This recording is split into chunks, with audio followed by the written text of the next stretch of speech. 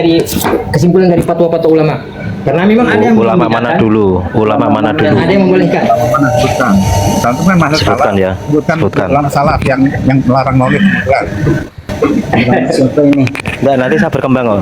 Ini baru yang pertama, nanti saya berkembang nanti.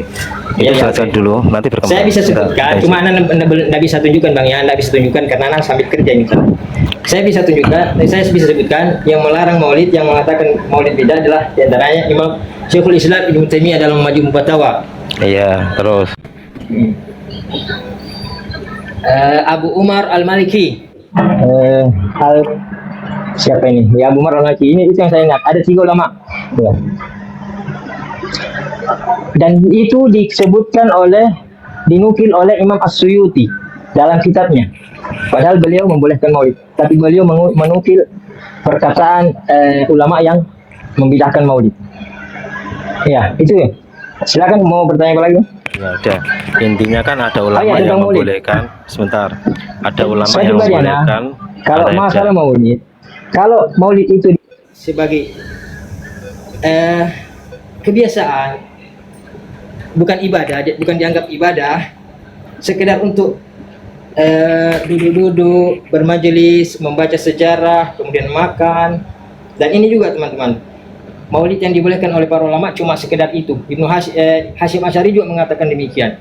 Tidak ada nyanyi-nyanyian, cukup ceramah, makan, pulang.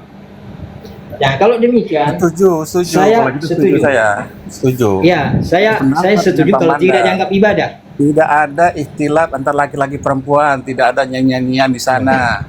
Semuanya Yang kedua tidak dianggap ibadah mahdhah.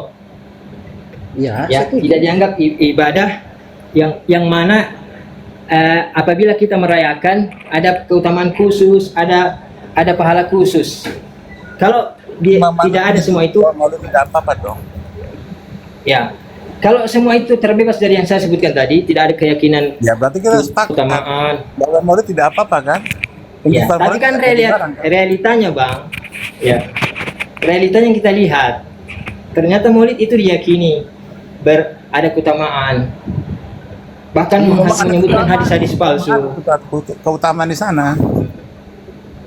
Ya, tapi keutamaan yang maksudnya bukan keutamaan sholawat, bukan itu maksudnya. Yang mana? Keutamaan merayakan.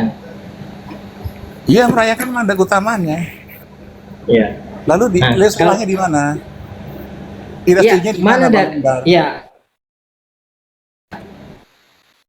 Keutamaan merayakannya itu dari mana dalilnya? Bang Man, Terus Man, saya mau tanya dulu. Tidak apa-apa. Bang Man, saya mau tanya.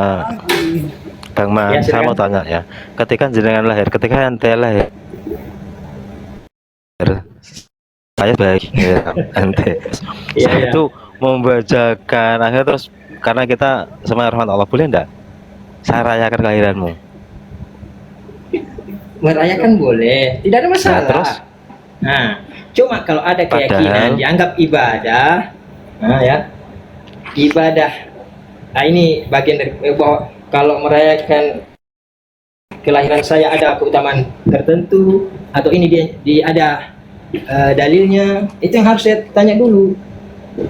Tapi kalau sekedar merayakan tanpa ada keyakinan tersendiri, ya saya katakan kalau saya pribadi ya boleh Nah, aja. sudah sepakat. Sekedar baca sejarah, Mandar, makan. izin sebentar saya bicara. Bang Mandar, kita ini kan saudara ya. Innamal mu'minuna ikhwah. Sungguh muslim itu bersaudara dengan yang lain. Artinya kenapa sih harus dipermasalahkan masalah khilafiyah ini seperti ini gitu loh. Karena di sini kan ulama memang berbeda-beda pendapat terkait dengan hal. Kenapa kita tidak mencari persamaannya sehingga muslim itu tidak selalu berbantah-bantah dalam masalah khilafiyah. Yang ulama saya tidak memperhatikan. Di sini kita levelnya para ulama bukannya mustahid. Lain halnya kalau mustahid. Hadis haram. Oke, syukron. Terima kasih. Kenapa Oke. kita tidak mencari apa yang persamaan di antara kita? Gitu? Kenapa selalu yang di Ya, baik. framing itu yang perbedaan terus masalah tahlilan lah, masalah maulidan lah, masalah yasinan lah. Itu kan istilah di antara ulama. Kenapa kita nggak nyari pertamanya aja? Sehingga kita bisa bersaudara lebih baik lagi gitu, tanpa harus ada ganjalan di hati di antara kita gitu loh. Sebenarnya begini Bang, Itu nanti gimana gitu melawan orang-orang musuh-musuh Islam di luar Islam.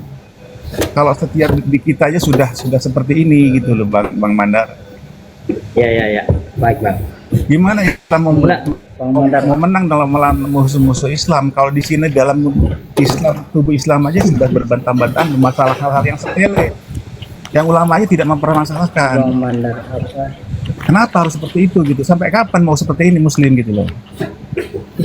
ini Ya, ada yang mau bicara lagi, apa silakan. namanya, ada ini yang minta kalau apa namanya perkataan untuk sepakatnya antum itu kita diulang, katakan ya menurut beliau mungkin, atau kan saya pernah dengar juga ada orang-orang dari manhaj salaf itu kan menganggap antum ini guru mereka, jadi antum itu tokoh yang patut untuk diikuti lah. Jadi ya beliau di bawah ini minta untuk kata-kata antum, saya sepakat bahwa maulid itu memang ada yang membolehkan, itu tolong diulang. Ya, baik. Jadi gini ya, kesimpulannya,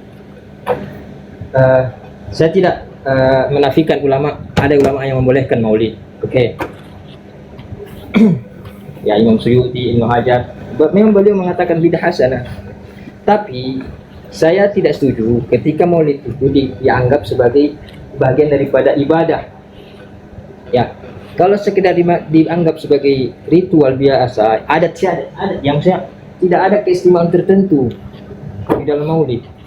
Kalau dikatakan kan di dalam maulid ada acara selawat, masa tidak dapat pahala? Lah apa bedanya saya berselawat di selain acara maulid dengan di acara maulid? Kalau dibedakan berarti ada keyakinan yang lain-lain di situ. Baca Quran, apa bedanya saya baca Quran di rumah tanpa harus bermaksud maulid? Nah, ketika ada perbedaan berarti dianggap sebagai ibadah. Itu sebenarnya acara di dalam itu bukan itu yang dimasalahkan. Iya, Itu cuma ritual, itu cuma rangkaian acara. ya, Bang Mandar memang tidak dianggap sebagai ibadah mahdoh, kan itu goyur Ya. mahdoh. Nah, Intinya ya begini sih. kesepakatan itu ya hal itu yang Ibadah maksud mahdoh, oke, ibadah mahdoh, ibadah ghairu mahdoh, dia menjadi bid'ah hukumnya. Ibadah mahdoh dipahami ya teman-teman ya. Ghairu mahdoh ya, ibadah yang tidak dikhususkan waktunya, caranya, apanya lagi. Nah, ketika seseorang mengkhususkan ibadah yang umum ini, mengkhususkan tata caranya, jumlahnya, waktunya, ini yang masuk dalam kategori bid'ah. Namanya bid'ah idhofiyah namanya. Ya. Mohon maaf Bang, kalau misalkan nih ya orang-orang salafi itu di Blok M itu saya sering hadir, itu ada kajian yang dijadwalkan, dikhususkan Ustadz Nuzul Dzikri hari Ahad, Ustadz Khalid Basalamah hari Selasa. Apakah Ya, mengkhususkan seperti ibadah. itu Ya, baik. juga bid'ah? Ya. Ana lupa ulama siapa yang menyebutkan ini. Nanti anak kapan-kapan kita diskusi lagi. Soalnya anak lagi sambil kerjanya mengkhususkan yang ada makulul makna di situ. Ada maksudnya bisa dinalar. Boleh. Contoh saya kasih. Saya mengulang surah An-Naba dengan maksud untuk memperkuat hafalan. Tidak ada contohnya dari Nabi mengulang-ulang 100 kali. Tapi maksud saya adalah untuk menghafal, memperkuat hafalan. Nah, kalau mengulang-ulang seperti ini yang masuk akal, bisa dinalar, boleh. Tapi kalau mengkhususkan yang tidak ada bisa dinalar, tidak ada ta'abbudi di situ, peribadatan,